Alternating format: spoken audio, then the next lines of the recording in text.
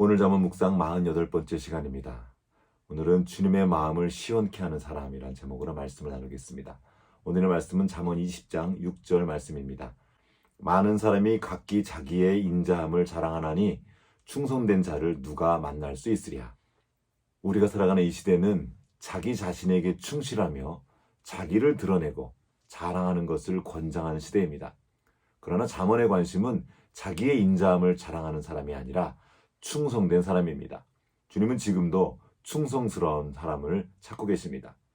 많은 사람이 자기를 중심에 두고 신앙생활을 합니다. 열심도 있고 어떤 성과도 있습니다. 이런 사람은 얼핏 보면 착해 보입니다. 인자한 얼굴을 하고 사람들의 어려움을 들어줍니다. 그러나 그의 진짜 관심은 상대방의 어려움이나 그들의 회복이 아닙니다. 그에게 중요한 것은 사람들에게 자기가 좋은 사람으로 인정받는 것입니다. 이런 사람들은 자기가 한 일을 알아주지 않거나 칭찬해주지 않으면 금방 삐지고 골을 냅니다. 그리고 자기가 얼마나 고생했는지 어필하기를 좋아합니다. 그들은 누군가 자신보다 더 관심을 받거나 높임을 받는 것을 참지 못합니다. 어떻게 해서든 그를 끌어내리고 그 자리에 자신을 두려고 합니다. 그는 왕을 향해 나아가는 사람들의 마음을 뺏어서 자신에게로 인도했던 압살롬 같은 사람입니다. 압살롬은 잘생긴 걸로 유명하죠. 성경은 압살롬처럼 아름다움으로 크게 칭찬받는 사람이 없다고 기록합니다. 그러면서 한참을 그 설명을 하죠. 정말 엄청 잘생겼던 것 같습니다. 사람들의 마음을 훔치기 딱 좋은 사람이죠. 이렇게 잘생긴 왕자 압살롬은 왕에게 재판을 받으러 오는 사람들을 먼저 만나서 그들의 이야기를 잘 들어줍니다. 그리고는 은근히 왕을 디스하면서 자기에게 오면 공정한 판결을 내려주겠다고 합니다. 왕자가, 그것도 엄청 잘생긴 왕자가 자기의 얘기를 들어주고 가려운 데를 긁어주니 얼마나 고맙겠습니까? 그래서 압살롬에게 엎드려 절을 합니다. 그럼 압살롬도 벌떡 일어나서 자신의 손을 내밀어서 그 절하는 사람을 이렇게 세우고는 그의 뺨에 입을 맞춥니다. 이러면 그 사람은 뿅 가는 거죠. 완전히 압살롬의 사람이 되어버립니다. 성경은 이 이야기를 이렇게 한 줄로 요약합니다. 사무엘하 15장 6절의 말씀입니다. 압살롬의 행함이 이와 같아서 이스라엘 사람의 마음을 압살롬이 훔치니라. 압살롬의 관심은 자신을 찾아온 사람의 억울함을 풀어주는 것이 아니었습니다. 오히려 그 사람을 이용해서 자신의 목적을 이루는 것이었습니다. 그것은 다름 아닌 자기의 아버지인 다윗 왕을 내쫓고 자기가 왕이 되는 것이었습니다.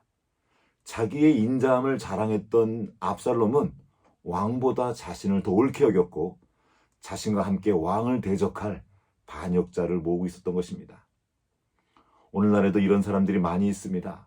사람들의 약한 마음과 그들의 어려운 상황을 이용해서 그들의 마음을 빼앗고 하나님께로 가야 할 사람들을 자기에게로 인도하는 가증스러운 사람들입니다.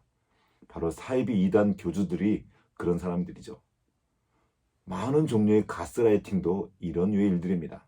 그리고 참으로 두려운 일이지만 여러 목회자와 종교인들도 은밀하고 교묘하게 압살롬의 자리에 서기도 합니다. 우리는 자기 자신의 인자함을 자랑하는 게 아니라 하나님의 인자하심을 자랑하고 하나님을 높이는 사람들입니다. 하루 종일 자기를 들여다보고 있는 어리석은 나르시즘에서 빨리 나와야 합니다. 자기 자신에게서 눈을 떼지 않으면 성장할 수 없습니다. 우리에게 필요한 것은 스스로 자신을 고치려고 노력하는 것이 아닙니다. 이미 오랫동안 실패하지 않았습니까? 정말 필요한 것은 선하신 하나님을 더 깊이 아는 것입니다. 하나님의 선하심과 신실하심, 그리고 그분의 크고 위대하심을 진정으로 만날 때 우리의 삶은 이전과 같을 수 없습니다. 이제 우리의 관심이 바뀌게 됩니다. 온통 자신을 향해 있던 그 시선이 크고 아름다우신 주님께로 향하게 되고 자신을 이 땅에 보내신 아버지의 마음을 만나게 됩니다.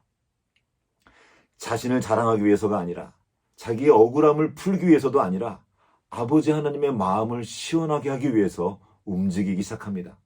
잠언 25장에 이런 말씀이 있습니다. 충성된 사자는 그를 보낸 이에게 마치 추수하는 날의 얼음 냉수 같아서 능히 그 주인의 마음을 시원하게 하느니라. 아멘. 우리는 우연히 이 땅에 오지 않았습니다. 우리를 보내신 분이 계십니다. 우리 아버지 하나님께서 특별한 계획과 목적을 가지고 우리를 이 땅에 보내셨습니다. 지금 우리가 살고 있는 여기 이곳에 우리를 보내신 것입니다. 우리를 이곳에 보내신 주님의 마음을 시원케 하기 위해서는 먼저 주님의 마음을 알아야 합니다. 이를 위해서 주님과 함께 시간을 보내야 됩니다. 매 순간 주님을 인식하고 주님을 바라보며 주님과 행할 때 그분의 아름다움이 우리의 마음과 얼굴과 우리의 삶에 배어나기 시작하는 것이죠. 우리가 자신을 향해 있던 시선을 바꾸어 주님을 바라볼 때 주님과의 만남이 시작되고 거기에서 진짜 변화가 시작됩니다. 스스로 자신을 만족시키려고 할 때 우리는 결코 그 일에 성공할 수 없습니다. 그러나 우리가 주님을 바라보며 주님의 마음을 시원케 하려 할 때 주님께서 우리에게 깊은 만족을 주십니다. 우리 주 예수 그리스도께서 십자가에서 완성하신 일이 바로 이것입니다. 추수하는 날의 얼음 냉수처럼 보내신 분의 마음을 시원케 하시는 분, 그분의 그 아름답고 놀라운 생명이 우리 안에 있습니다. 우리가 자기를 자랑하려고 하는 대신에 자기를 부인하고 자기 십자가를 질 때, 그렇게 주님을 따라갈 때 우리 안에 두신 그 아름다운 생명이 우리의 말과 삶을 통해서 흘러나오는 것입니다. 우리가 주님과 동행하며 주님을 따라갈 때 내가 그토록 나타나고 싶고 자랑하고 싶었던 그 인자함과 아름다움을 나도 모르게 나타내고 있을 것입니다. 이것은 보내신 주님께 충성하는 모든 사람에게 주님께서 주시는 은혜의 선물입니다. 오늘도 자기 십자가를 지고 주님과 동행하며 우리를 보내신 아버지의 마음을 시원케 하는 하루가 되기를 간절히 기도합니다.